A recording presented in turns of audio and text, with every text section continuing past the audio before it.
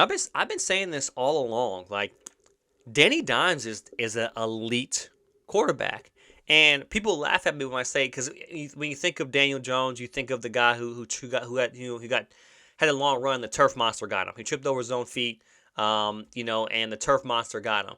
But I mean, if you look at Danny Dimes' numbers throughout his career and just kind of pulling the pieces together, looking at throughout his career, he's been pretty solid. This game, he had a 114 passer rating, very efficient, 24 for 35, 301, 8 yards, per 8.5 yards per catch, two tubs. But not only that, he led the team with Saquon Barkley. He led the team in rushing. Right now, he's a threat, right? He's a threat with these design runs they give for him now. 17 for 78, 4.5 yards per carry, which opened up a lot of things for Saquon, you have to look at the RPO action and defend Danny Dimes, and you defend, Saquon Barkley.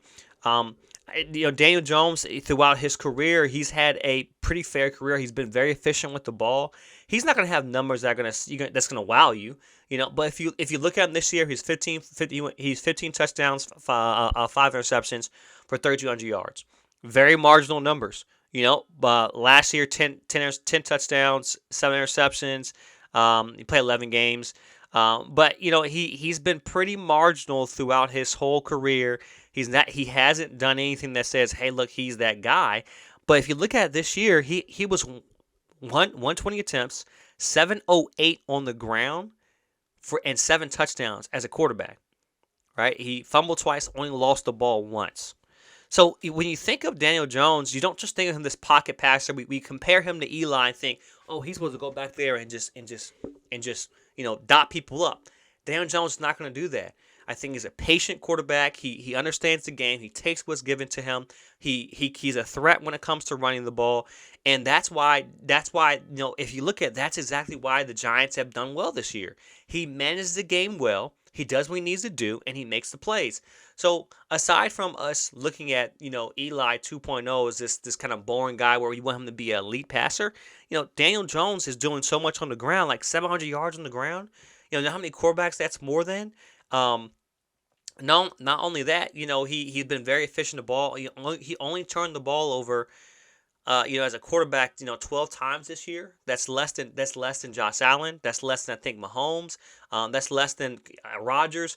And that's including fumbles as well too. So, actually, I lied. He only turned the ball over 6 times this year, which is less than almost most quarterbacks in the league. So he doesn't turn the ball over.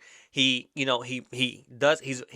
a threat on the ground, and he's efficient passing. 67% completion percentage, 3,200 yards was his best season yet. So Danny Dimes is not this guy that's gonna go out and wow you, but you can win with him, and I think that's a big thing. I do want to take note too, that he hasn't had the best receivers either. I mean, look who he's throwing to.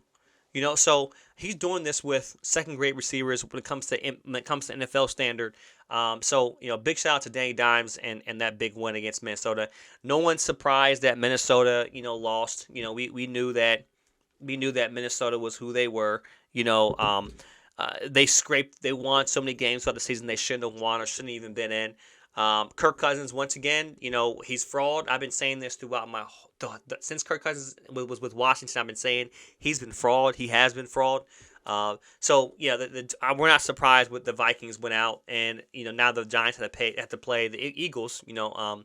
Which I'm happy because I'd rather play the Eagles than the winner of that Dallas Buccaneers Buccaneers game. So I'd rather play Giants than that winner of the Dallas Buccaneers game. So